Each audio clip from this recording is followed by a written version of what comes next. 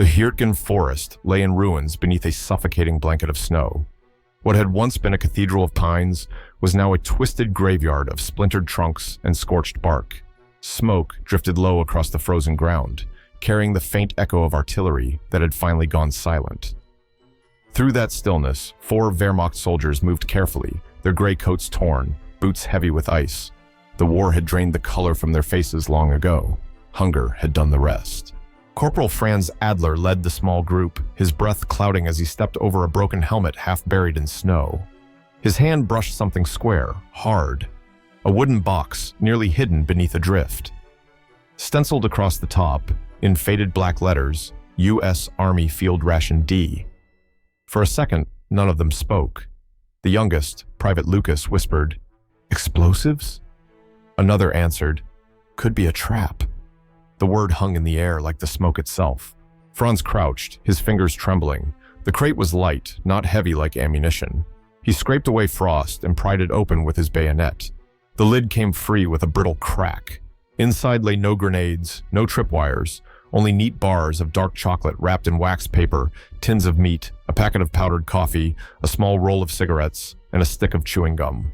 For a long moment, the men just stared. The snow muffled every sound. Then Lucas picked up the chocolate, held it to his nose, and inhaled. He laughed. Not mockery, but disbelief. "This is not rations," he murmured, his German accent softening around the foreign words. "This is home." It was the first sentence spoken without fear in weeks. The others said nothing, but in their silence was the realization that the Americans had built something far greater than a box of calories. Inside that crate was the proof of an entire world they had been taught to hate. A world that, somehow, still remembered comfort, sweetness, and the idea that even in war, a man deserved warmth. Franz broke a piece of chocolate in half. The brittle snap echoed like a gunshot in the frozen clearing. He handed one piece to Lucas, the other to the sergeant behind him. For a brief instant, it was not soldiers sharing spoils, but men remembering what it meant to be human. All around them, the snow continued to fall, slow, heavy, forgiving. Somewhere beyond the trees, a wounded American moaned for water, and the sound drifted toward them through the fog. None of the Germans moved. They listened, each imagining the unseen face of a man who might have packed this very box, never knowing it would end up here, in enemy hands, on the edge of a dying forest, in a war that had long stopped making sense. In that moment, the front lines blurred. There were no victors, no villains, only hunger, exhaustion, and the strange mercy of a ration box meant to feed life instead of death. If you value stories like this, don't forget to like and subscribe. It helps preserve forgotten chapters of history. Tell us in the comments where you're watching from and what time it is there. The fire burned low, fed by splinters from a broken ammunition crate. The men crouched close, hands trembling around tin cups blackened by soot. From one of the ration packets, they tore open a small brown envelope marked Instant Coffee, U.S. Army. The powder looked like soil, bitter, lifeless, until Franz poured in snowmelt from his canteen. Steam rose, and with it came a smell so rich that for a heartbeat, they all forgot where they were. The scent drifted through the trees, cutting through the iron taste of war. It smelled of mornings before air raids, of bakeries in Hamburg, of something civilized and impossibly distant. The old sergeant, Vogel, blinked slowly. "We haven't smelled coffee since Stalingrad," he said, his voice cracked like old paper. Lucas stirred the cup with his knife, watching the swirl of dark liquid. "Why would they bring comfort to war?" he asked, almost angrily. Vogel looked into the fire, eyes reflecting the orange light. "Because they can afford to," he said at last. The answer hung there, cruel in its simplicity. They passed the cup between them, each taking a sip. The taste was strong, almost sweet. Franz closed his eyes, not to savor, but to hide them. He thought of the black bread and turnip soup back home, of the empty kitchens in Cologne, of his wife trading wedding lace for flour. He imagined American soldiers waking each day to this aroma, with music on radios and clean uniforms waiting. The realization hit him harder than any explosion. For the Americans, war had not devoured life. It had been built around preserving it. The wind picked up, carrying snow into the firelight. Vogel's hand trembled as he held the tin cup near his face. They drink warmth, he whispered. We drink survival. Around him, the forest moaned with distant gunfire, muffled, resigned. That night, long after the coffee was gone, none of them spoke. The fire collapsed into glowing coals, and each man sat staring into it, as if the embers might offer an answer. Somewhere deep inside, they knew that this small taste, this fleeting comfort, was something they could never unlearn. In the quiet, Lucas reached into his pocket and pulled out a bit of gum from the ration pack. He chewed it awkwardly, jaw stiff, eyes distant. It tastes like something from another planet, he muttered. Franz smiled weakly. No, he said. It tastes like a world that remembered people still matter. The fire hissed as a snowflake touched it and vanished. For the first time, the men were not thinking of tactics or orders or the next trench. They were thinking of life, the life that existed beyond uniform and duty, beyond the command of dying empires. And in that fragile moment, the smell of American coffee became the dividing line between two civilizations, one that nourished the soul and one that had forgotten it. Morning came gray and brittle. The snow had crusted overnight, crunching under boots as the men gathered the scattered remains of the crate. Franz reached inside, clearing the bottom layer of straw. His fingers brushed against something thin, a folded slip of paper wedged between two packs of chewing gum.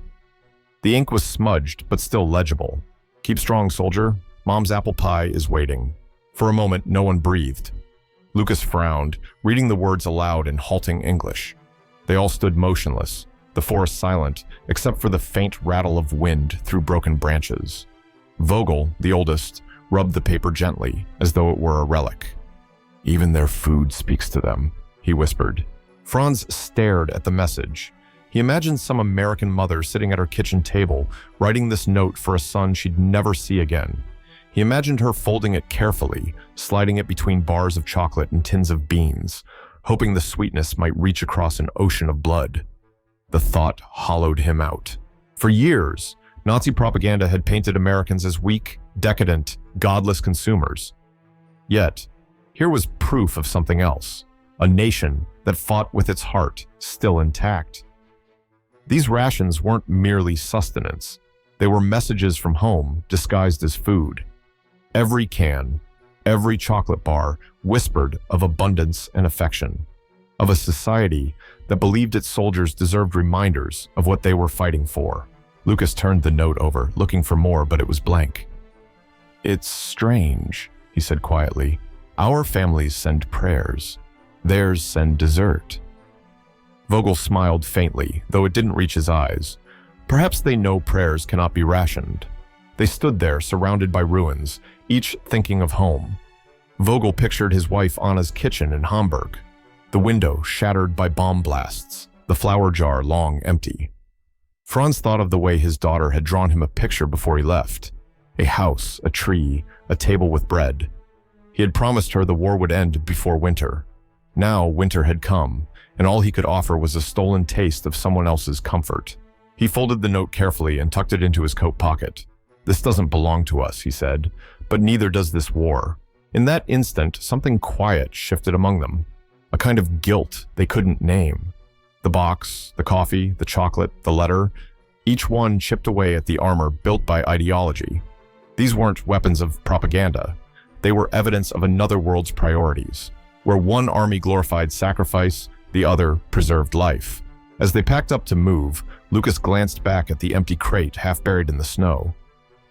Imagine, he said, half to himself, a war where someone cares if you eat well.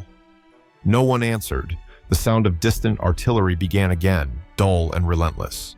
But for the first time, the men marched not toward battle, but toward a slow awakening. An understanding that victory built on starvation could never outlast an enemy who fought with fullness, not fury. By evening, the forest had swallowed what little light remained. The men huddled inside a shell crater, their breath misting in the cold air. Around them, the remnants of the American ration lay half-eaten, chocolate wrappers glinting faintly in the firelight, an empty can turned upside down to catch melting snow. The warmth of discovery had faded, replaced by the quiet pull of guilt. Sergeant Vogel sat apart, staring at the unopened tin of corned beef still resting on his lap. He had been in uniform since 1939, fought in France, watched friends vanish in Russia.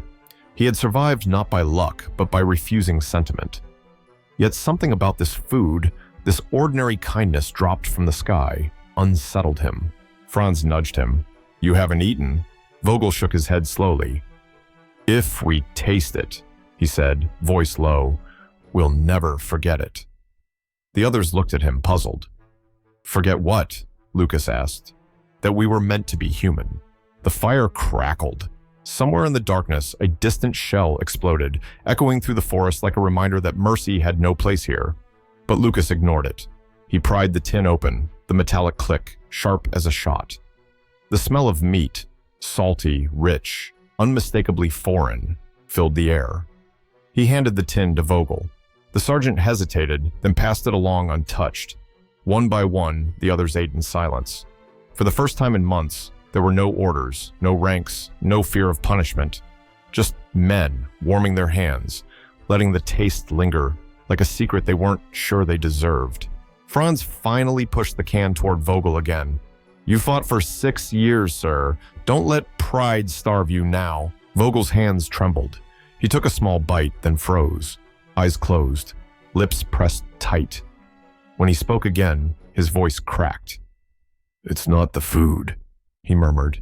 "It's the thought that someone, somewhere, still believes soldiers deserve warmth." Then he wept. No outburst, no shame. Just quiet tears steaming in the cold, vanishing as soon as they touched the air. Lucas looked away, pretending to check his rifle. Franz stirred the embers, pretending not to see. The sound that filled the crater wasn't mourning, but release. Years of iron discipline, of dead comrades, of the crushing lie that emotion was weakness. All of it broke with a single taste of canned beef. The wind carried the scent through the pines. It mingled with the smoke, with the faint memory of home. And for a fleeting instant, the war seemed to pause, as if unsure of its own cruelty. Vogel wiped his face and managed a faint smile. "Strange," he said. "All this time we thought strength was silence. But maybe it's the courage to feel." The others nodded, though none could find words to answer. Above them, snow began to fall again, soft as forgiveness. The forest glowed faintly in the firelight, a fragile island of warmth in a world gone numb. That night, when the fire finally died, no one spoke.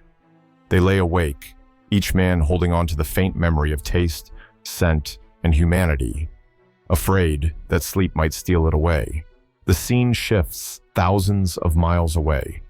Across the Atlantic, in a city untouched by bombs, another kind of army was at work. Chicago, 1944. The Quartermaster Corps' vast production lines roared beneath vaulted ceilings. Conveyor belts clattered, sealing cans, stamping dates, boxing rations. The air smelled of tin, coffee, and industrial optimism. Women in headscarves moved in perfect rhythm, weighing portions, sealing lids, printing the same words over and over. U.S. Army Field Ration D. College students on leave packed chewing gum and cigarettes between cans of stew. Housewives filled crates to the brim with chocolate and powdered eggs, while swing music drifted from the radio. Every hour, the factory shipped another 1,000 boxes toward ships waiting on the Great Lakes docks. By the time winter came, America was producing 16 million rations every single day, more calories than the entire German army could deliver in a month. To the workers, these were not just boxes. They were care packages for sons, brothers, lovers, proof that war could still be fought without abandoning decency. Half a world away, in that frozen German forest, those very rations had become relics of a civilization the Wehrmacht could scarcely imagine. Weeks later, when captured Wehrmacht officers were shown photographs of American ration factories during interrogation, even hardened men stared in disbelief. One lieutenant from Aachen whispered, "It looks like they are feeding the whole planet." His counterpart, an older captain, added softly, "We built guns to win wars. They built meals to never lose hope." The difference was philosophical, even spiritual. Germany's war machine consumed men faster than it could replace them. America's machine fed men faster than war could starve them. Every chocolate bar was a small act of defiance against despair. Every cup of coffee was a reminder that victory wasn't measured by territory. It was measured by how much life could be preserved amid destruction. Franz would later see these same factories in a Red Cross pamphlet passed among POWs. He traced the photo of smiling women at the conveyor belt, noticing their sleeves rolled up, their faces lit by fluorescent light. "They look alive," Lucas said beside him, astonished. "As if war made them stronger." Franz nodded, "because they build for life, not death." He remembered Vogel's tears over that first tin of meat. The contrast was unbearable. His homeland was starving, cities in ashes, children queuing for thin soup.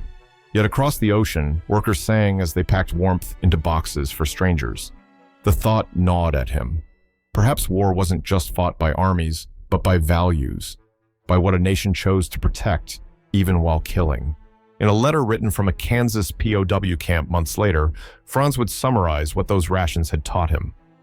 "We were told America was soulless, but every box they made carried more soul than our speeches ever did." That realization spread quietly among prisoners like a rumor or a confession. Around campfires, some mocked it. Others grew silent, but none could unsee it. And you, watching now, if your enemy fed you as well as his own, would you still call him your enemy? Summer 1944. The hedgerows of Normandy were green again, and the world had changed. Franz was no longer a soldier in the forest, but a prisoner on foreign soil, unarmed, unshaven, wearing a tag that read simply POW. When the American guards lined the men up for their first meal, he braced for humiliation. Yet what he received was impossible to hate. The same olive green ration tin he had once found in the snow. He turned it over in disbelief. The label was identical. The smell of corned beef and coffee hit him like déjà vu. He approached the sergeant distributing food and asked in hesitant English, "Why feed the enemy the same as your men?" The American looked at him without contempt. "Because hunger makes no ally," he said, and moved on. It was a small exchange, barely a sentence, but it broke something deep inside Franz that years of artillery could not. He sat down in the dirt and opened the can, tasting the same warmth that had made Vogel weep. All around him, German prisoners ate in silence. No barking dogs, no blows, no speeches, just the quiet sound of spoons scraping tin. Nearby, a guard named Private Walter Johnson from Ohio shared his bread with a German mechanic whose hands shook too badly to open his can. "Eat," Johnson said simply. The mechanic obeyed, muttering a thank you. Johnson shrugged. "My brother's fighting in the Pacific. He'd want someone to feed him too." That night, the prisoners were given cigarettes and hot coffee. A black cook ladled stew into each tin, greeting them with the same tired grin he offered to Americans. Franz had never spoken to a black man before, yet when their eyes met, he saw no hatred, only weary decency. He whispered to Lucas, "They feed us like equals." Lucas replied, "Perhaps that's why they win." In the days that followed, the camp routine became its own quiet revelation. They worked in nearby fields, repairing fences, picking fruit, earning a few cents a day. The meals remained steady, not luxurious, but human. Franz began writing letters home, describing the impossible, that the enemy fed him, clothed him, even allowed him to write. His words felt like blasphemy and grace at once. He remembered the starving Russian POWs he had once guarded near Smolensk, men dying behind barbed wire while he stood with full pockets of bread he dared not share. The shame burned. Now the world had reversed, and the people he had been told were savages had treated him as a man. When the camp lights went out each night, the prisoners whispered to one another about the strange moral order of this place. War had been fought to prove who was superior, yet here, superiority tasted like compassion. One evening, Franz and Lucas shared a final piece of American chocolate, saving it like communion. "Maybe this is what victory tastes like," Lucas said. "Not glory, but mercy." Franz nodded slowly. "If war can end this way, perhaps the world still has a chance." And you, watching this now, what would you do if the hand that once held a rifle now offered you food? Could you forgive, or would you refuse to taste it? Tell us in the comments. Munich, 1965. 2 decades had passed, but the war still lived quietly in the corners of Franz Adler's home. The medals were gone, the uniform long discarded, but on the top shelf of an old wooden cabinet sat a small rusted tin, its faded stencil barely visible. U.S. Army Field Ration D. He opened the cabinet one rainy afternoon, dust motes drifting like ghosts through the light. His son Carl, 12 years old, looked up from his homework. "What's that, Papa?" Franz lifted the tin carefully as if it might crumble. "A memory," he said. He pried the lid open. Inside, wrapped in brittle wax paper, was a single bar of chocolate, darkened with age but still intact. The faintest trace of sweetness filled the air, cutting through the musty room. Carl leaned closer. "You kept it all this time?" Franz nodded. "We lost more than a war that year," he said softly. "We lost the idea that a soldier deserved to live well." He sat down by the window, watching the rain trace lines on the glass.